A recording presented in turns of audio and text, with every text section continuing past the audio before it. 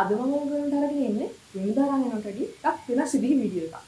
ඔයගොල්ලෝ කීප දෙනෙක්ම මගෙන් කලින් අහලා තියෙනවා මේ නිවසේ පාලනයේ කීයක් වගේ හොයන්න පුළුවන්ද කියලා. ඇත්තම කිව්වොත් මේක වෘත්තියක් විදිහට තෝරගෙන ටැප්ලින් කරනවා නම් මේකෙන් ඔයගොල්ලෝ හිතා ගන්න බැරි විදිහේ උපු ගාණක් හොයන්න පුළුවන්. එහෙනම් අපි බලමු ඒ මොන ක්‍රම වලටද හොයන්න පුළුවන් කියලා. පළවෙනි කාරණේ ගත්තොත් මේ පැණි විකුණනවා.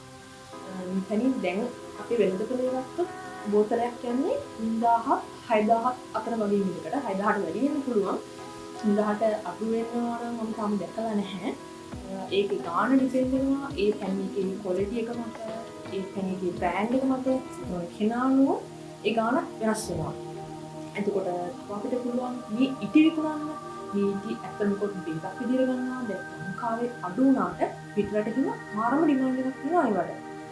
එතකොට මේ වද පිටින් පැණි දැන් මගිනුත් ගොඩක් අය ඉඳලා තියෙනවා පැණි වද මම තාම එහෙම පැණි වද විකුණන්නේ නැහැ පිටරටවල එහෙම ඒකට මාරම විදිහට ඉල්ලුමක් තියෙනවා පැණි නිකන් ගන්නවට වැඩිය වද පිටින් පැණි ගන්න එකට ගොඩක් මිනිස්සු ආසයි සහ ඒක ගොඩක් මිලෙන් වැඩි ලංකාවේ අඩුයි මම හිතන්නේ එහෙම වද පිටින් පැණි විකුණන තැන් මොකද අර එක විකුණනකොට ඒක නැති පාලකයාට පොඩි පාඩුවක් දෙන්න දෙනවා අර මිමස්සට කියලා ඒ පැණි වද ගස්ස ගන්න පොඩි කාලයක් යනවනේ ඒවත් එක්ක ටිකක් ඒව ගාණින් වැඩි තවත් සමහරු පැණි බෝතලයකම වද කෑල්ලක් දාලා විකුණනවා ඒතකොට ඒව කොහොමද ගාණ වැඩි අනිත් වැඩිය තව අපිට පුළුවන් මීමැසි ජනපද විකුණනවත් ලොකු ගාණක් හොයන්න මීමැසි ජනපදයක් සාමාන්‍යයෙන් ගත්තොත් අඩුම 7000 වගේ තමයි මම දැකලා තියෙන්නේ.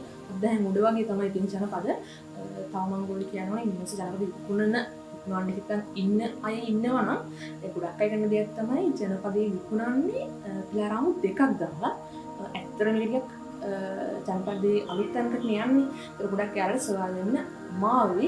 දැන් මම නම් ජනපද විකුණන්නේ පිලාරාමු 4ක් එක්ක නිරෝගී ජනපදයක්.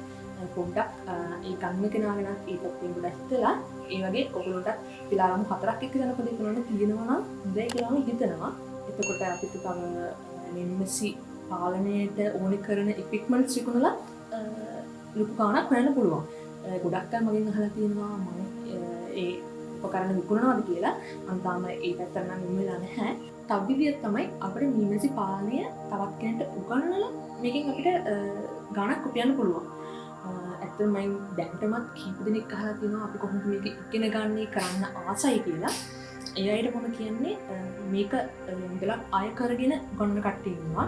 ඔයගොල්ලෝ Google search කරලා බලන්න ඒ වගේ තැන් වලින් ඔයගොල්ලන්ට ගාණක් ගෙවලා මේක ඉගෙන ගන්න පුළුවන්. ඒ වගේම රජයේ තැන් තියෙන නොමිලේ කරන අම්බේපුස් ගොවිතැන සේවා මධ්‍යස්ථානයේ වගේ තැන් මට මතක විදියට තව ඉතින් මගේ වීඩියෝස් බලලා ඔයගොල්ලන්ට යම් තාක් දෙයක් ඉගෙන ගන්න පුළුවන්. ඒකට අපිට තවත් විදිහක් ගත්තොත් අපිට ගොඩක් කලාවට කෝල්ස් එනවා.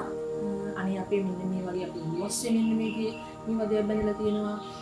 අපේ මෙන්න මේ වගේ දැනක මේ වදයක් බඳලා තියෙනවා. ඒක අපිට හරි කරදරයි. මේක විලා අයින් කරලා දෙන්නකෝ එහෙම කියලා. එතකොට ඒ වගේ තවත් කෙනෙක්ට කරදරකාරී තැනක තියෙන ජනපදයක් අදින ඉවත් කළා අපිට ගාණක් උපය ගන්න පුළුවන්. ඒ වගේම අපිට පුළුවන් අපි මේ නිවස පාලනය කරන විදිහ කරන දේවල් වීඩියෝ කරලා YouTube එකට අප්ලෝඩ් කරලා ඒකිනුත් ලොකු ගාණක් හොයන්න පුළුවන්. ඒ වගේම මම දැකලා තියෙනවා තවත් කට්ටිය නිවසේ රැජින විකුණනවා. ඒ කියන්නේ අපිට සමහර අවස්ථාවන් වෙනවා නිවස රැජිනව මාරු කරන්න සිදු වෙනවා. කියන්නේ නිවස රැජින වයස්ගත වුණාට පස්සේ එහෙම නැත්නම් රැජින මිය ගියාම ඒ වගේ ජනපද වලට අපි අලුතෙන් රැජිනක් අඳුනලා දෙන්න.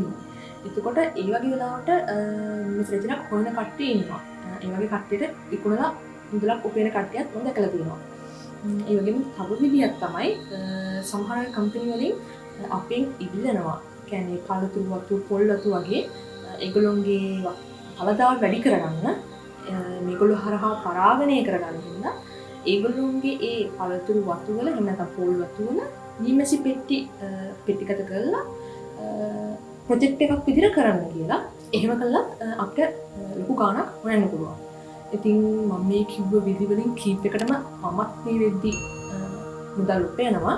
කියන්නත් සතුටුයි මම මේ නිවස පාලනය පටන් ගන්න දැන් අවුරුදු 3කට කිට් වෙන්න යනවා. මට වයස 25යි. ඉතින් මම අද මේ ඉන්න තත්ත්වය ගැන මම ගොඩක් සතුටු වෙනවා. තවත් ගොඩක් අය මගෙන් අහනවා අපි මිනිත්තු පාලනය පටන් ගන්න ආසයි හැබැයි බයයි අපි කොහොමද මේක පටන් ගන්නෙ එහෙම කියලා. ඒ අයට මට කියන්න තියෙන්නේ මේක පොඩි රිස්ක් එකකුත් තියෙනවා නැත්ති නැහැ. මොකද මිනිස්සු විදලා ඇලර්ජික් වෙන්න පුළුවන් කට්ටිය ඉන්නවා.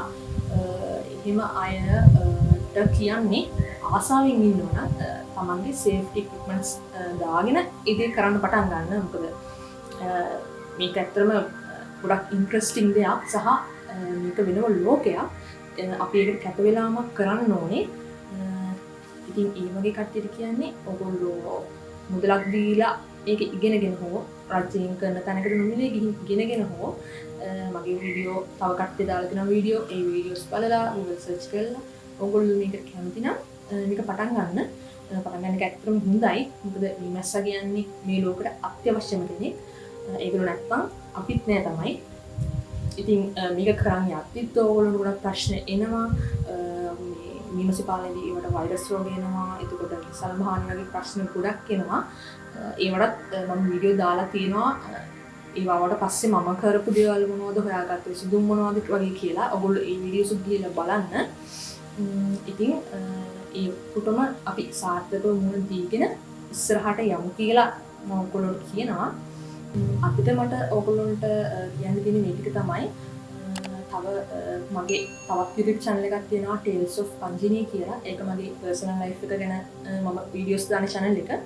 ඔයගොල්ලෝ පොඩ්ඩක් ඒකට දීලා බලලා කැමති නම් subscribe කරලා පොඩි support එකක් දෙන්න.